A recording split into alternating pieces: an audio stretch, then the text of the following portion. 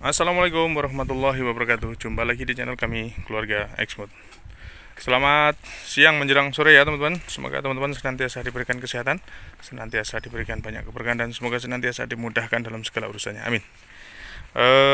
Siang menjelang sore hari ini, kami Keluarga Exmut ingin mengupdate kondisi perkembangan tanaman porang yang kami tanam di luasan peta uji coba di sini. Yang mana di sini tanaman porang kami aplikasi menggunakan mulsa organik, yaitu dari bahan daun bambu teman-teman ya.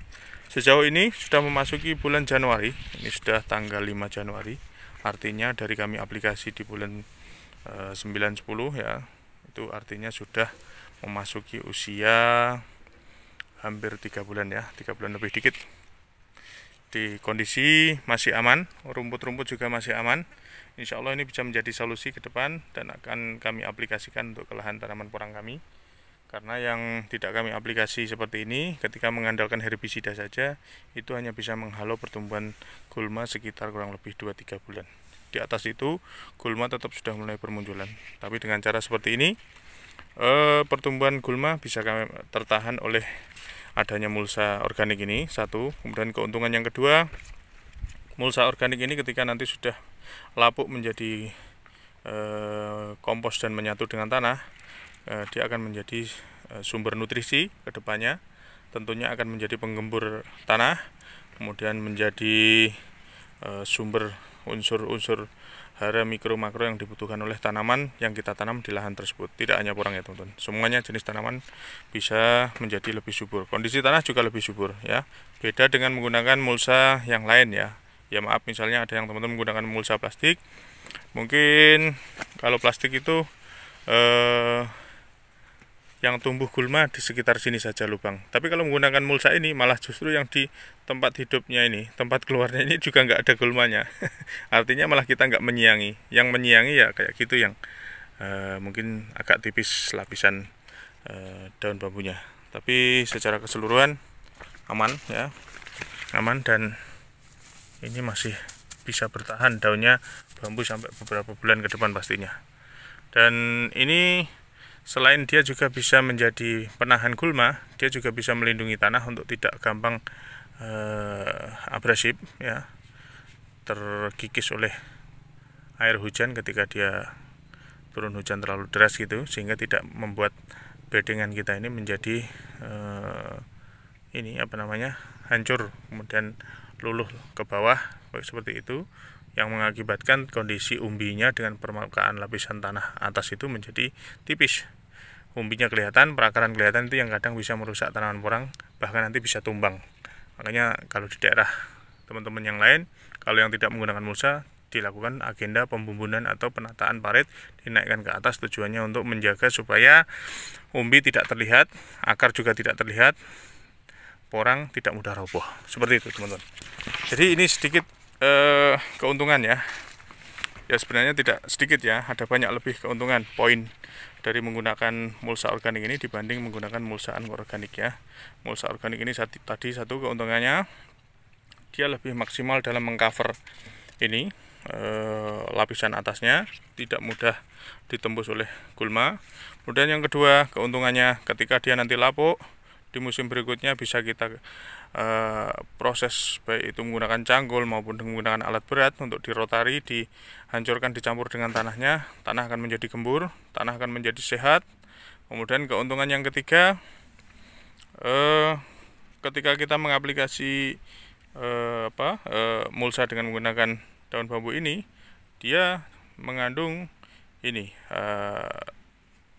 unsur-unsur yang baik ya, seperti trichoderma yang terdapat pada akar-akar daun bambu, itu yang membuat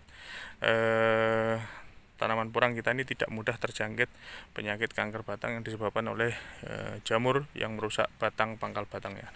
Nah, itu yang tidak kita harapkan, dan itu beberapa keuntungannya. Kemudian yang keuntungan yang lain lagi, di sini kami melihat bahwasanya tanaman porang yang kami tanam dengan menggunakan mulsa ini, tanah akan menjadi lebih lembab ketika tidak terjadi hujan sampai 1 minggu seperti saat ini. Dari mulai kemarin mau masuk tahun baru sampai sekarang ini sudah 1 mingguan nggak ada hujan, tanah tetap tertahan permukaannya air tidak mudah menguap, dan kondisi kelembapan tanah bisa terjaga.